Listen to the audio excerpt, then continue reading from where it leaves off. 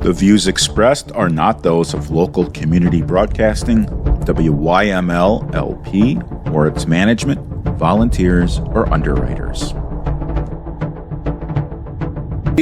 We're going to be talking about rifles, shotguns, and .50 caliber ammunition. This law bans a bunch of stuff. In general, it bans the manufacture, possession, delivery, sale, and purchase of assault weapons.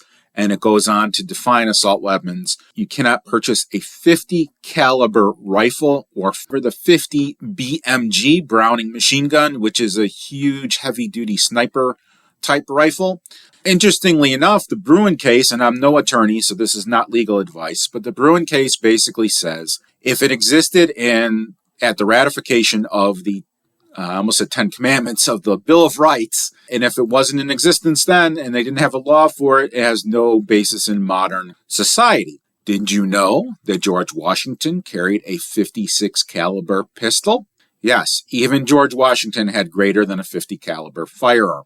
An assault weapon, according to the Illinois legislature, and I'm making quotes with my fingers as I say assault weapons, is defined as a semi-automatic rifle with a capacity to accept a detachable magazine that can be readily modified to accept a detachable magazine if the gun has one or more of the following features: a pistol grip or thumb hole stock, any feature capable of functioning as a grip for the non-trigger hand. So any vertical grip foregrips are also off limits. Folding, telescopic, thumb hole, or detachable stocks. Other features that you cannot have on the firearm are flash suppressors, grenade launchers, a shroud that encircles the barrel, not a slide like on a handgun, but a shroud that encircles the barrel. If you can hold it with your offhand without being burned, you can't have it. A semi-automatic rifle with a fixed magazine capacity with more than 10 rounds, except for a tubular device capable of operating only .22 caliber rimfire ammunition. We're talking about an M1 Garand. Now that only holds 8 rounds. We're talking about an SKS, which also holds 10 rounds. There may be others that I'm not familiar with, but at least the lever action Henry type rifles that are in .22 are exempt from this ban. Additional things that make this illegal, make a semi-automatic rifle illegal, are a threaded barrel, a second pistol grip or something that you can hold with a non-trigger hand, a shroud attached to the barrel or encompasses the barrel, flash suppressor, capacity to accept a detachable magazine at a location outside the pistol grip, AR-15, AK-47, those types of things, anything with a buffer tube. These rules are being challenged in court. Also, magazines that hold more than 10 rounds you cannot have outside your home. You cannot carry them if you're going to a licensed gun range, and remember, gun ranges are not licensed. Federal firearms dealers are licensed. You can have it at a firearm range at a competition, but I highly recommend you read the law and talk to an attorney, as this radio broadcast is not legal advice. If you have questions, my electronic business card is firearmmentorcard.com. Let's talk about some shotguns now. Any shotgun with a revolving cylinder. I believe Rossi makes one. It's a 410. It's really a fun gun. It looks like a long revolver, but it can shoot .45 long Colt as well as 410 shotgun shells. Can I have a semi-automatic shotgun with one or more of the following? A pistol grip or thumb hole stock, very similar to what we just read, or any feature capable of functioning as a grip that can be held by the non-trigger hand. Cannot have a folding stock. Cannot have a shotgun, cannot have a grenade launcher. That's already illegal, and I'd be kind of interested to see what a shotgun with a grenade launcher looks like. In one of the recent cases, the state of Illinois presented a diagram with a shotgun and a flare gun attachment underneath, claiming it's a grenade launcher. The plaintiffs in the case pointed out, hey, that is a emergency signaling device, not a grenade launcher. So they kind of knocked the defense down a peg or two. Other features that you cannot have on a shotgun are a fixed magazine with a capacity of more than 5 rounds. So if you take the plug out of a pump shotgun or a hunting shotgun, you possibly could have more than 5 rounds, especially if you use the mini shells. You definitely will have 8, 9, 10 rounds in something that would hold 5 rounds, probably closer to 8. So that would be illegal. You cannot have a shotgun with a detachable magazine, which is ridiculous. Also, you can't have any semi-automatic firearm that's belt-fed, can't be modified by any of these things, and you cannot have any part intended to convert a firearm into an assault weapon or a combination of parts. We went over assault rifles, we went over shotguns at a high level. Now I'm going to list the specific banned firearms. First of all, it's all AK-47 types.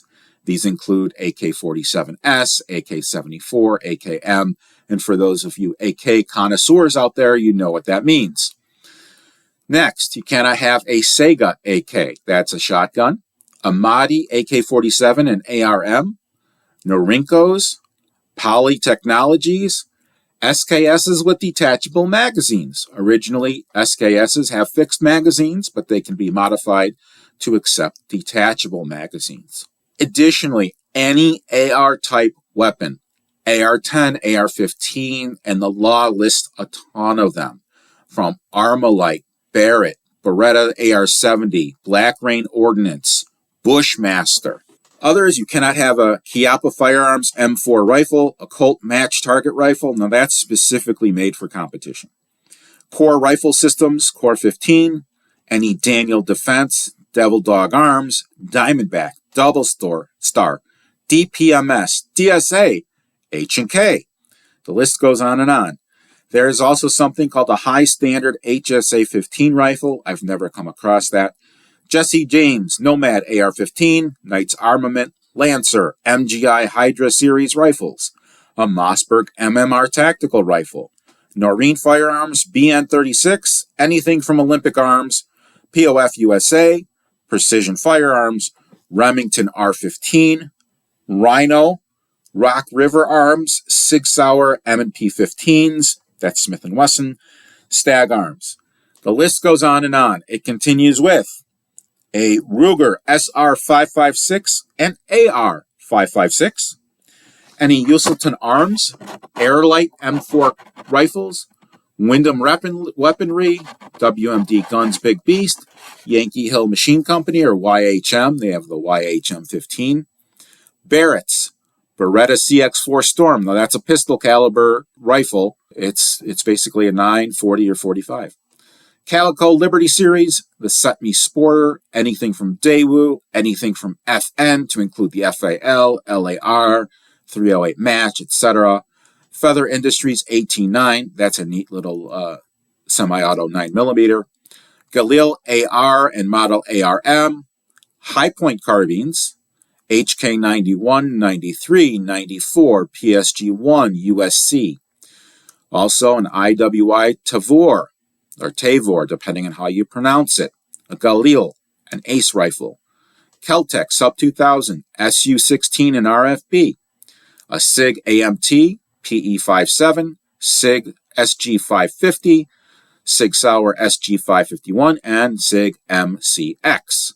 Springfield Armory SAR-48, Steyr AUG, Ruger Mini 14 tactical rifle, specifically M14/20CF. This next category is pretty easy. I just have to say any Thompson rifle. Those are like the Tommy guns of the Depression era. All Uzis. Any of the carbines, Model A, Model B, are not allowed. Valmet Arms, Vector Arms, Weaver Arms, Wilkinson. That is the list of long guns or rifles that are banned. Okay, let's talk about the shotguns, copies, duplicates, variants, or altered facsimiles with the capability of the following. You cannot have the following items. Dara Anacon MC 1980 or Anacon SD12, Dorok lethal shotguns, Franchi Law 12 and Spaz 12, all Izmash Sega 12 types, including the 12, 12S, 12S EXP01, 12K, etc., etc. The law goes on to tell you what an assault weapon does not include. And it does not include any firearm that is an unserviceable firearm or has been made permanently inoperable. I'm guessing these would be for things like parades or drill teams, that type of thing. Any antique firearm or replica of an antique firearm.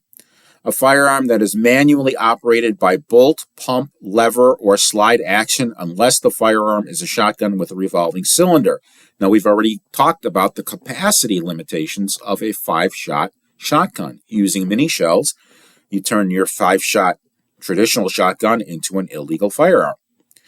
Any air rifle defined in section 24.8-0.1 of this code. And an assault weapon attachment means any device that is designed for converting a firearm into any of the things we listed. 50 caliber rifle is defined as a centerfire rifle capable of firing 50 caliber cartridge. It does not include antique firearms or shotguns, including a shotgun that has a rifle bearer or muzzle loader that uses black powder for hunting or reenactments. And the law does specifically say, I didn't realize this until now, that a 50 caliber cartridge means a cartridge in 50 BMG caliber. Now there's more than a dozen lawsuits. Some of them have been consolidated. There's 3 or 4 main ones. There's different groups out there. ISRA, Illinois State Rifle Association, has one lawsuit. Guns Save Life has another. And I'm following closely the Guns Save Life one because I'm part of that organization. As the regional director of the Chicagoland Northwest chapter, we have meetings monthly, and I would love to invite you to the meeting. So again, reach out to me. I'm going to give you my electronic business card. It is firearmmentorcard.com. Reach out to me. I can send you, we use Evite for RSVPing to let the restaurant know that we are having so many people there, so they have the right amount of food. Additional restrictions include you cannot have a greater than 15-round pistol magazine or greater than 10-round rifle magazine, or each magazine can be readily converted to accept more than 15 for a pistol and 10 for a rifle. Most modern magazines have a removable base plate, which allows you to put on extensions or increase the size of the magazine. If your magazine has a removable base plate at the bottom, it is off the table. You cannot purchase one of those. Also, shotgun tubes can be readily adapted and be extendable to greater than 5 rounds. According to the law, this turns it into an assault weapon. Additionally, with shotguns, there are mini shotgun shells sold by Federal and Aguila. Those are the 2 brands that I'm aware of. And most of the time, a shot shell or a shotgun cartridge is 2 3/4 plus inches long. There's Magnum ones that are 3 inches. There's other configurations as well. But these mini shells are 1 3/4 inches long, which means you can put more than 5 rounds. So if you use that type of ammunition, your firearm is illegal. Also illegal is a common use firearm such as the Ruger 1022. That's a magazine-fed 22 caliber firearm. A lot of children are taught on Ruger 1022s because it's an easy firearm to teach people on. It is not intimidating. It is simple to operate. You can have these magazines in your home, if you already own them, in your home at a licensed range. Now, John Bach from Gun Save Life, he's the executive director, interprets that a little bit differently than I did at first. And he said there's no such thing as a licensed range in Illinois. I didn't think of it that way. He took me to school, and I said, you're right. Ranges are not licensed. Federal firearms dealers are licensed by both the federal government and the state of Illinois or Illinois State Police. I have the opinion that was the intent, that you can only have a magazine over the stated capacity at a licensed gun dealer. However, the law specifically says licensed gun ranges. Also, you can have, meaning yes, that type of magazine at not only a licensed gun range, and I'm making air quotes with my fingers, but if you had to bring it in for repair to a gunsmith or in transit to any of these areas. It's difficult to predict how the state police is going to enforce this. I know there's a lot of counties out there in Illinois that are not going to enforce this. But at the same time, there was a rookie state police trooper who, before this went into effect, did a safety check, asking a female driver to see her magazines to determine that there was less than 15 rounds in them. This was not a sanctioned behavior. This was what we call freelancing. The police officer had no right, violated the Fourth Amendment. But at the same time, cops can ask you questions. You don't mind if I look in the trunk, do you? Which is a classic line for them to get you to agree to say, no, I don't have anything to hide. I'll just pop open my trunk. You have the right to refuse. Sometimes people will say, I don't mind if you look. I will wait here until you get a warrant. Because if they're asking you, they do not have justification to just go ahead and search for weapons, drugs, contraband, etc. If they do have your permission, well, then they have your permission.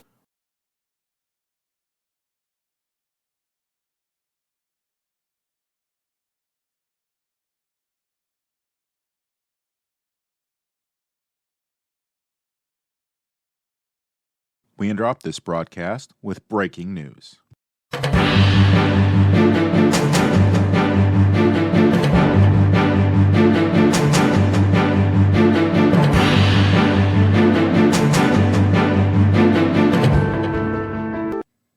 For those of you who don't know this, I actually am a published author also.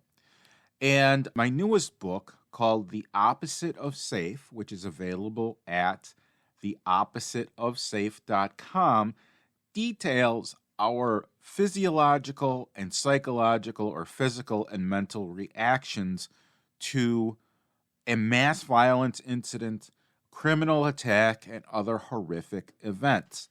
And what it does is it details the cocktail of hormones that get released into the bloodstream, talks about how vision and speech and memory is all affected when we are having an adrenaline dump. And recently I sent a book to somebody who I met through business networking, and she read it, and she wrote me this email right after she read it. She said, quote, I must tell you that reading your book really helped me today with my husband. We called 911 as soon as I saw him in bed, and he could not respond normally.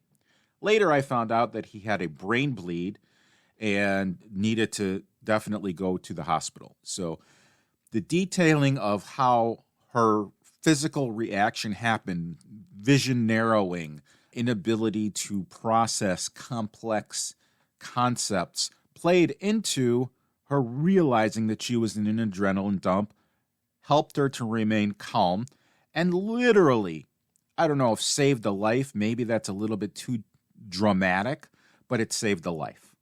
And occasionally I get messages on how the training that I've provided will save a life. I run monthly concealed carry classes. This type of information is covered in them. If you're interested in learning more, my classes are listed at firearmmentor.com/classes. I would love to have any one of the listeners in one of my classes. Now back to our regularly scheduled program.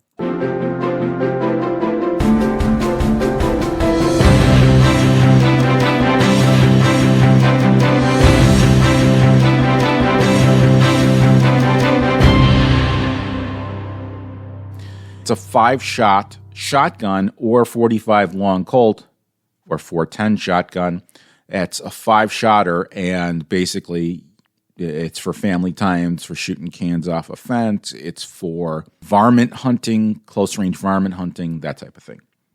That is also illegal. So with all of that said, if an individual has magazines, and they're common-use magazines, they come with the firearms, these types of capacity magazines cannot be sold in Illinois. It is illegal to purchase them in Illinois. It is also illegal to possess these types of magazines outside of your home unless you are in transit to a repair facility, an official sanctioned competition, a licensed range, as we just discussed. But you can own them if you already do. You're grandfathered in. As of April 10th, that's when you really can't have them outside of your home. This really affects concealed carriers because they cannot carry magazines greater than 15 rounds. They cannot carry a 17-round magazine and only put 15 rounds in it. That is illegal. April 10th was the date that this became effective. You cannot purchase. It became effective immediately in January. Could not purchase these magazines anywhere in the state. Now, that's kind of a silly thing because all someone needs to do is go across state lines and purchase a magazine. They're not regulated in other states. In Illinois, they're regulated. So if you own a magazine, or if you owned one of the banned items that we've been discussing, you'll have until January 1st to register them and submit an affidavit to the state police that says, yes, I own these magazines. I'm not big on registration. As a matter of fact, I'm vehemently opposed to registration, and we have until January 1st. It is my hope, it is a little bit of my expectation that this law will be thrown out as either unconstitutional, non-fair use. There's different classes of people that can have these, such as nuclear security personnel, police officers, people who work in corrections, but the regular citizen cannot. That directly violates the Second Amendment that basically says the populace should have the same firearms as the government. There's a couple of temporary restraining orders. Right now, it's being interpreted generally as only for the people involved in the lawsuit, so the plaintiffs that have signed on and paid a fee, as well as the federal firearms dealers. So hope is not lost, because it is my expectation that a temporary restraining order will be issued throughout the state, and the lawsuits are working towards this, until the full case can be heard through the court system. I imagine it will ultimately go up to the Illinois Supreme Court, but there's also some things going on in the Supreme Court with donations from Pritzker to Pritzker. I don't know the exact details, but there is a request for a couple of the Supreme Justices to recuse themselves from the case because they have a conflict of interest. That'll be interesting to see how it plays out. But it appears that our wonderful Illinois legislature doesn't care about the Constitution.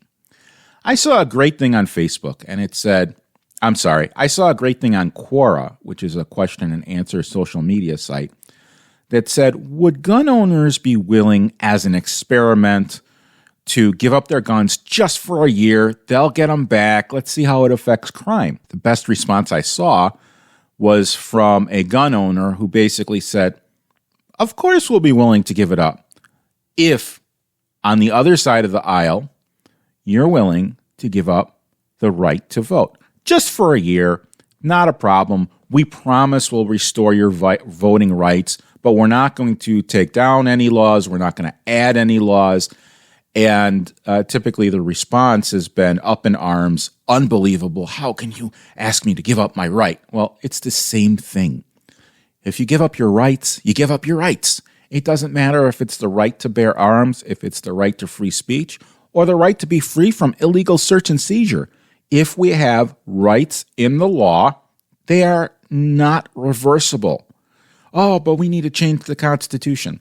These are people who are acting out of emotion or speaking out of emotion who don't understand how difficult it is to change the Constitution. There has to be a vote for the entire country, and it has to be a 3/5 majority. I don't think 3/5 of a majority would eliminate the Second Amendment. Yet that is a fallback statement from a lot of these anti-gun people. I urge you to stay safe. I urge you to follow the law, no matter if we agree with it or not agree with it. As a public persona, I have to say, don't break the law. There are people that will say, oh, well, we have this ban, but all the guns come from Indiana or Wisconsin or name a state. Federal law says that if you purchase a firearm in another state, particularly a handgun, it cannot cross state lines with an individual who purchased it. It has to be sent to a local federal firearms licensee who completes the purchase as if the buyer is purchasing that firearm from that dealer. They charge a transfer fee. It's as low as $15 to as much as more than $100, and then you'll fill out all of the paperwork, background check forms, etc., at your local dealer, who will run you through the Illinois State Police system, determine if you are eligible to receive the firearm, charge you a fee, and then provide the firearm with you after a 72-hour waiting period. So, a lot of these people are uninformed. That doesn't mean they're bad people. It just means that they are ignorant, and I don't mean that in a negative sense. They just don't have the knowledge. So I'd urge you to ask me any questions you like. You can, again, contact me, firearmmentorcard.com. Please write in. I'm looking for input. I'm looking for interaction because your ideas could appear on the show, and a lot of people have some great ideas. So I will leave you with that. Please reach out to me. I have a plethora of resources that an individual can use. If they want to learn more, all they have to do is really Google my name or Google Firearm Mentor if you'd like to do that. And then you can access, I have a blog, I have a YouTube channel in addition to this radio show. I have a newsletter that's sent out a couple times a month, talking about firearms, talking about safety, a lot of the same things we cover on the show, but either more in depth, more high level, different topics. Sometimes a blog is a more appropriate place to discuss an issue rather than on air on the radio or on a YouTube video.